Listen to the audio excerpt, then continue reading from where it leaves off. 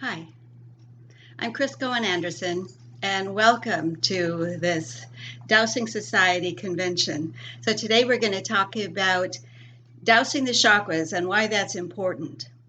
Chakra it's just like an acupuncture point. So some people believe that we have as many as 144,000 chakras or acupuncture points on our body. It's a place where energy comes in and energy goes out. So we receive information from the universe and we send it out. So I'm going to tell you just briefly about the chakras. There's so much information on the internet that we don't need to waste a lot of time on that. But let's start with the foot chakras. The foot chakras reveal our path. If we're not walking our path, we're going to have very small foot chakras. If we are walking our path, we're going to have very large foot chakras, and larger is definitely better in this case. In all of the chakras, larger is better. I don't know if there's a maximum, but a good healthy chakra is going to be about 10 feet. So our foot chakras have to do with our path. Then is the root chakra. The root chakra is at the base of the spine, and it is connected to our family, our sense of security. If it doesn't feel safe, then it doesn't want change. And if we want to manifest our dreams, then we need our root chakra to feel safe so that it is ready for change and willing to change. And next we have the sacral chakra. So for some people, the sacral chakra is an inch above the navel. For others, it's an inch below the navel. You can use a pendulum to find it if you really want to know exactly. So the sacral chakra, that's where we give birth to new ideas. Everyone has this womb for ideas to gestate, and men and women. The sacral chakra is our area of creativity, sexuality. So the things that get stuck there would be, of course, sexual abuse, usually around sexual abuse ideas. The next chakra is the solar plexus. So the solar plexus is right below the sternum. The solar plexus, that's where our inner fortitude comes from. That's our inner strength. We have to have that inner strength in order to manifest our desires. The solar plexus chakra, that is where our personality comes from. It's our control center. So if we need control or we have no control, both of those are going to be reflected in a small solar plexus chakra. There needs to be that balance. We have to have the control, and yet we also have to be willing to relinquish that control. There always has to be a balance. And the next one is the heart. So the heart is halfway up the sternum. The heart, of course, is love. The heart, for the heart in relationship to manifesting your dreams, has to be in love with what you want to manifest, or it's not going to have it in it. The next one is the high heart. So the high heart is about halfway between the heart chakra and the Adam's apple. So where the heart is more of a self-love or a very interpersonal love, the high heart is a very universal love. It's loving your place in the world, loving who you are and where you are. This has to be strong to manifest your dreams because you have to make that connection with the universe in order to have the universe on your side. I mean, wouldn't you want that? The universe on your side, the universe backing you up? You definitely do. And then the throat. The throat is a very important chakra, and it's where a lot of issues get stuck. Anytime you feel like you should have said something but didn't, anytime you said something and wish you hadn't, it all gets stuck there. And then next would be, so the throat has to be in balance or has to be strong for for you to express your ideas. You have to express your ideas out to the universe for the universe to know what it is you want. But it's also that balance again, expressing your ideas and listening. There has to be that balance between both. And then the next one is the third eye. The third eye chakra is where you are able to pick up on that which is not physical. So your ears pick up on the physical hearing, but your third eye picks up on the non-physical hearing. The third eye has to be in balance, has to be strong in order for you to receive those messages that the universe is giving you. And then there's the crown. So the crown is your connection to all that is. It's your connection to the big picture. Everything. Everything. Not just your body, not just your planet, but the whole universe. People who don't believe in God, their crown chakras are very small. It's important to have a strong crown chakra in order to connect with your divine plan. You can also judge your chakras by symptoms. So if you were to hang a pendulum in front of a chakra, then that's one way to monitor your chakras. A pendulum is going to swing as it gets to a chakra. It'll have a strong swing for a strong chakra and a small swing for a lesser chakra. But if you just dropped a pendulum in front of each chakra, you can measure them, which is a really fun thing to do. You can also go by symptom. So the crown is the right brain. That's your very creative side. The third eye is the left brain. That's your more intuitive side. So cognition, the ability to understand and see issues, understand issues, comes from the crown. Third eye, so the endocrine system, sinuses, nasal passages are all connected to there. The hand chakras, so many dowsers are healers. And so as a healer, you want your strong hand chakras. Your hand chakras give and receive energy. In fact, this is a great experiment. You can go to YouTube and look up Dr. Oz and Dr. Pearl. The two of them together do a demonstration. And I think their demonstration is this one, where you rub the backs of your fingernails together, and then you feel the energy between your palms. Another one is this one, just rub your hands together and then feel the energy. So play with this energy. It's very, very real and will help your hand chakras wake up. That's all we're doing. We're just waking up the sensitivities that were there when we're toddlers. But then as we learn and grow and have to touch everything, we have to turn some things off, right? Or there's just too much. So we want to wake those back up. And that's your hand chakras. All right, so the throat, that of course is your thyroid. So any thyroid issues are going to be connected to the throat chakra. Larynx, ears, jaw, airways. The high heart is lungs, lymph, skin, nervous system. Heart, of course, is heart, lungs, bronchitis, circulatory system. So the plexus is all of the internal organs, stomach, intestines, gallbladder, spleen. Sacral is the lower abdominal organs, kidneys, gonads, liver, small intestine. The root, the base of the spine. This is going to be urinary tract, low back pain. If you have low back pain, you probably have a small chakra at your root system.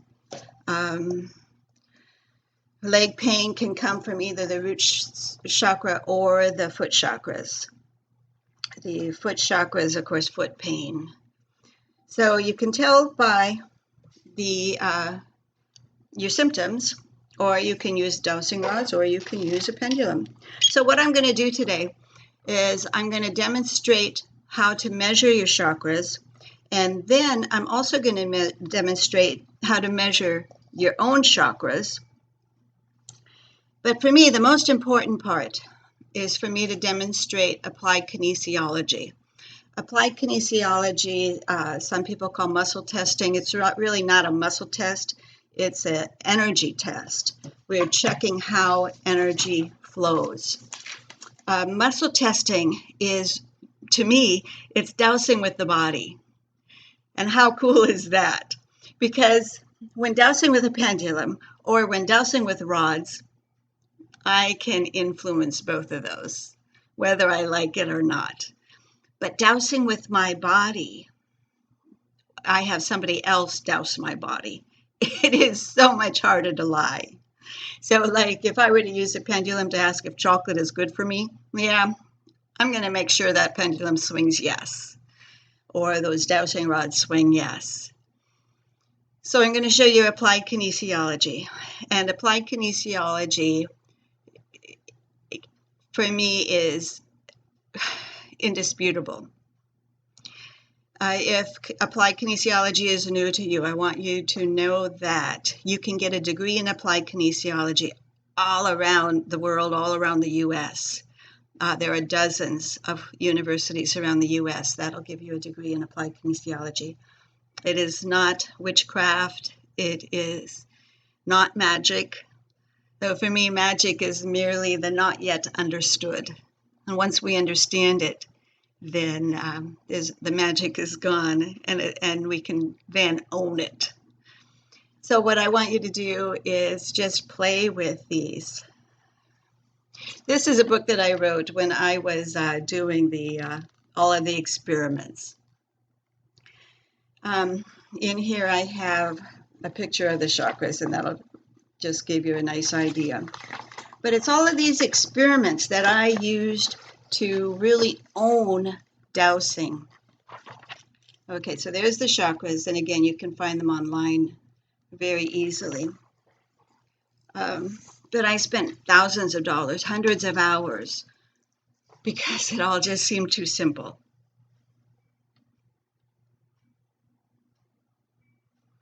So you don't need to spend thousands of dollars.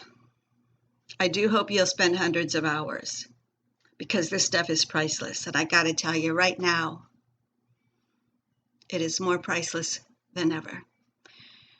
So I want you to douse, not only with your rods, not only with your pendulum, but also with your body. For that, you need a partner. And there are dowsing methods that you don't need a partner, such as a sway test. And I have a demonstration for the sway test on YouTube. But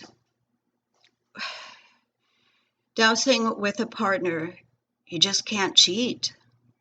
And like I said, when it comes to chocolate, I want to cheat.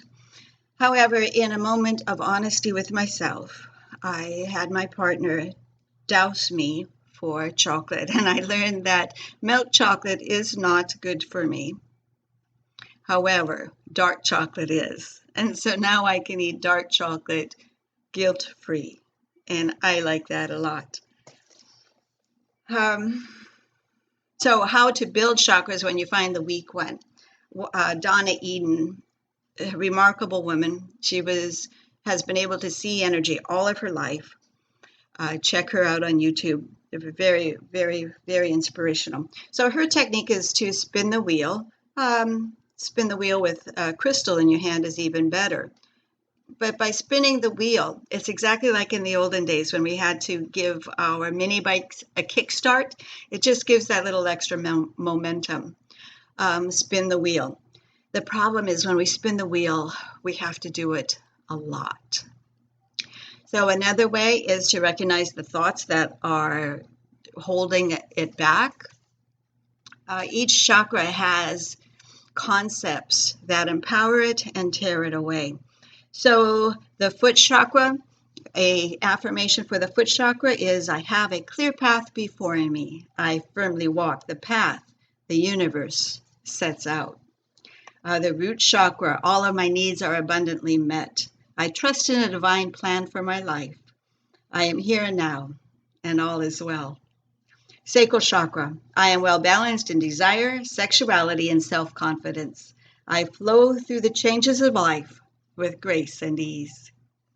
Solar plexus chakra, I can always achieve my goals with grace and ease. I let go of that which I have no control. I am powerful. I am a powerful, radiant being of light.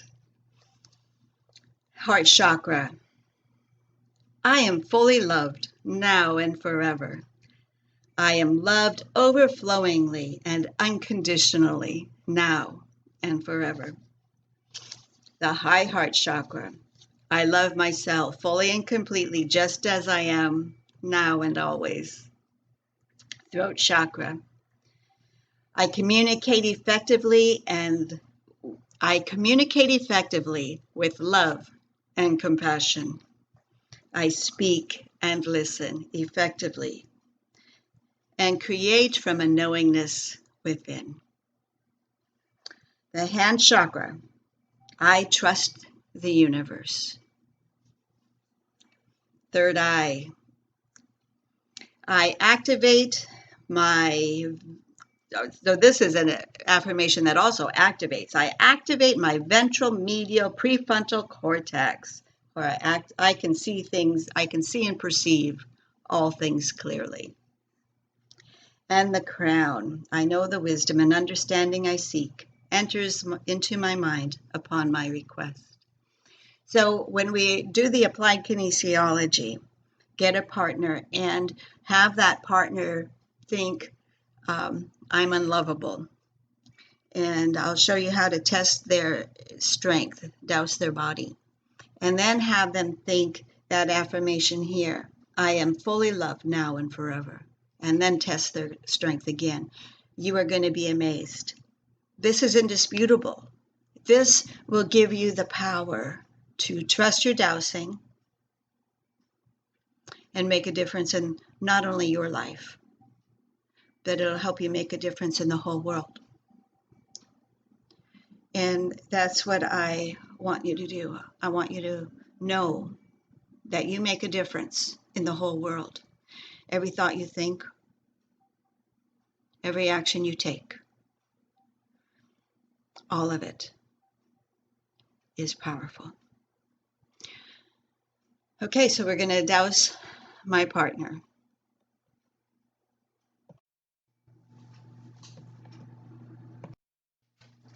All right, so now we're going to measure Jim's chakras. We're first going to do his root.